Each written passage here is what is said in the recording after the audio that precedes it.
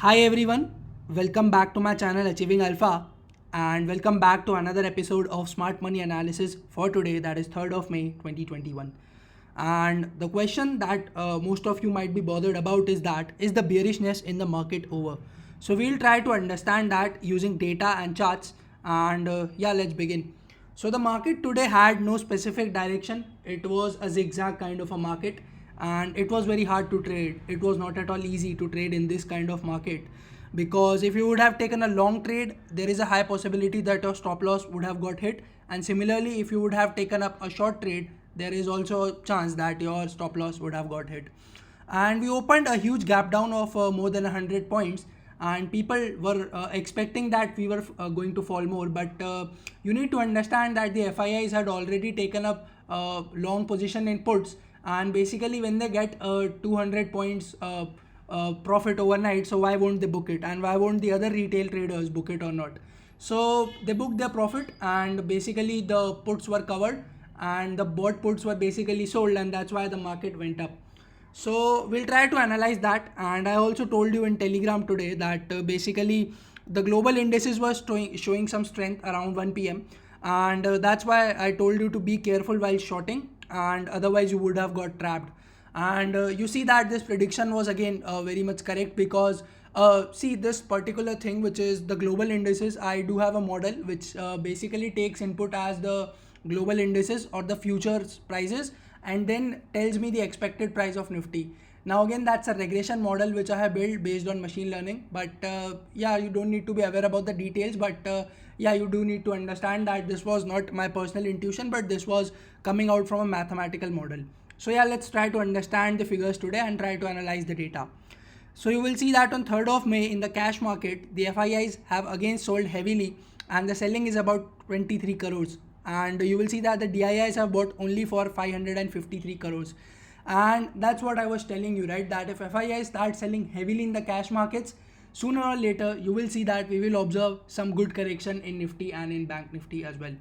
So the numbers from here look pretty much negative, and this is not a healthy sign that FIIs are selling heavily every single day, and the DIIs are also losing interest and they are not buying. So this is not a very good sign, but still we have to wait for a day or two to confirm what is the behavior of the both the parties here. So let's try to analyze the derivatives data now. So we observed 2 days before the net long position in futures for the FII was 78%, and then it was reduced by 17% to roughly about 61%, and today again it has reduced by 8%, and that's not a very healthy sign because the FIIs are again if you have a look here, you will see that the FIIs have unwinded their longs and they have also added more shorts, and the net long position is also decreased by 8%. So definitely here I would consider it to be negative, and it's a negative thing that the FIIs are decreasing their net long in the futures. And you can see that since the last 3 days from 78 to 61 and now to 53, the long position of FII has been decreasing continuously for the past 3 days. And again, if you have a look at the ratio of the longs to the shorts in the futures, so you will see that again that ratio has also been decreasing and it is currently at 1.14. Talking about the number of put shorts which were increased, so you see that the put shorts in the index were increased by roughly about 26%, and the call shorts were increased by 35%. So the call shorts were more increased by roughly about 10%. So here also it is a bearish one for me. And let's talk about the option longs. So the call longs have been increased by 26%, and the put longs have been increased by roughly about 20%. So here you see there is a difference of 6%, and here you see that there is a difference of roughly about 10%. So overall the activity in the options is neutral with a slight negative bias, and the activity in futures is again considered to be negative, the effect of which we will see soon in the indexes. So that's something, but you also must be careful when it goes below 50, because below 50 there could be a chance of a pullback and basically some bounce might be expected. And the reason behind today's bounce, as I mentioned, that FII must have covered up the put which they have bought on the weekend, and that's why you would see that the index bounced a bit. So that's the figures for the FIIs and the DIIs in the derivative market and in the cash market. Now let's try to go and have a look at the option chain, and then we can have a better understanding of what's happening there. So let me load the option chain.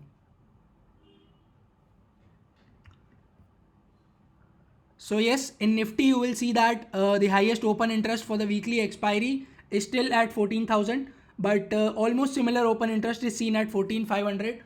So if at all we start trading below 14,500 for some time, some long unwinding might be seen in the future, but you will see that some good number of puts were added. But surprisingly, you will see that the change in open interest for the calls was more. So in 14,500, you will see that the OI change on the call side was more than 220%, and on the put side was basically 65%. So that's not a very healthy sign. And again, here also I would say that sentiment could turn out to be bearish. The highest OI is again maintained at 15,000, which is 43.8 lakh contracts. And yeah, let's see how do things turn up. And if I talk about the put call ratio and max pain, so max pain as of now is at 14,650, and the put call ratio is still kind of oversold. So some bounce might be expected further. The closing for today, I would say not a very strong closing and not a very weak closing either. I would have called it a strong closing had Nifty closed above 14,650. But unfortunately, it closed below a resistance of 14,650. And that's why I would call it neither a very strong closing nor a very weak closing. So that's for Nifty. Let's talk about Bank Nifty. So Bank Nifty, again you will see here that the highest OI on the put side remains intact at 32,000, and on the call side this remains intact at 33,000 and 33,500. So a lot of people are still bearish, and again here you will see that at 32,000 the change in OI on the call side was basically 393%, and basically on the put side was 67%. But still overall a lot of contracts are on the put side, so we can still assume that 32,000 might be a credible support. But again, we tested 32,000 multiple times, and we were basically able to sustain 32,000 at least for today. But what happens next, we'll have to see. So this was for the option chain, and now let's talk about the global cues and try to analyze what's happening there. Yeah, so you will see that some positivity is there, and that's what I told you in Telegram, that the global cues are looking strong. DAX has taken up a recovery from 15,117 to roughly about 15,240, and it made a high of 15,280. CSE is looking strong, FTSE is looking flat, and the US indices are also looking mildly positive to flattish kind of. And you will see that the good part is that VIX has seen some drop, and this will basically give a relief to these three indices. So this is for the global indices.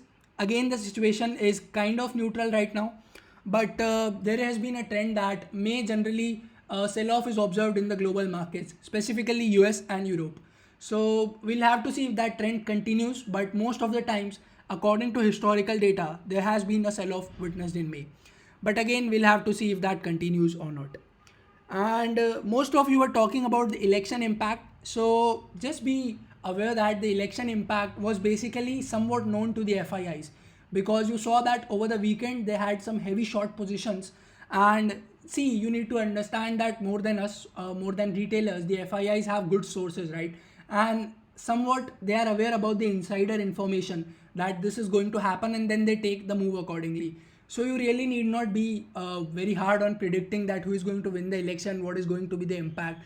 You just focus on analyzing the data and trying to understand what the big players are doing, because we are not putting in a lot of money, right? But FIIs have a lot of money, and when they are shorting heavily, you can be convinced that basically what they are doing is they have some insider information and they know how things are going to turn up. So that's one thing. And let's talk about the COVID cases before wrapping things up. So the COVID cases, again, yesterday we observed more than 3.7 lakh cases. Today the data is, I think it's not yet updated because it's only showing 16,000 cases as on 6-7 p.m. But I think this is not being updated, because this would be like really good news if it's only 16,000 cases. But certainly it is going to be more. But yeah, the situation is still not improvising, and it's pretty bad. So, stay at home and stay safe. And talking about the resistance and support for Nifty and Bank Nifty. So Nifty, the immediate resistance from now is 14,700. After that is 14,750, and the next one is 14,820. On the downside, the support happens to be 14,600, followed by 14,480, and then followed by 14,300. For Bank Nifty, the resistances happen to be 32,550, 33,000, and 33,150. The support on the downside happens to be 32,350, 32,000, and 31,800. So I hope you will keep this support and resistance in mind, and you can play and you can plan your trades accordingly. Last thing before I wrap up is that the activity is still looking bearish, but again, the net long in the FIIs have reached about 53, and less than 50 would basically mean some caution, and we can expect some bounce from here on. But the overall data is still bearish, and for me, it is a sell on rise market. So every bounce is a selling opportunity because the data is looking bearish and the FIIs themselves are looking out to be bearish. And remember, this is not a crash. So I told you that the market will not fall in one single line until and unless it's a panic selling kind of a situation. So it's not a crash. The market will go down, it will take some pullback, and then it will again come down if the data is bearish, which it is as of now. The activity in the cash market is also some worry for me. And if basically tomorrow also we see a 4-digit selling by the FIIs in the cash segment, then you need to be very much cautious.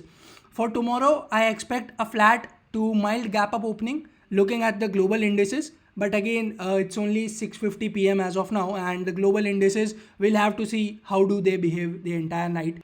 So let's have a look at SGX before I wrap up. SGX currently is trading at 14,686, so about 50 points higher than what Nifty closed. And yeah, we'll have to see how does it turn up. And basically, you can expect a flat to mild gap up if this remain intact and if they maintain this positivity. So I have not initiated any overnight positions, and I hope you haven't as well. And if you have hedged it correctly. And I hope you enjoyed this particular video. And if you do, please consider pressing the like button. And if you are new here and coming here for the first time, subscribe to this channel for more such content. Thank you so much for sticking around till the end. Have a good day. Take care and bye-bye.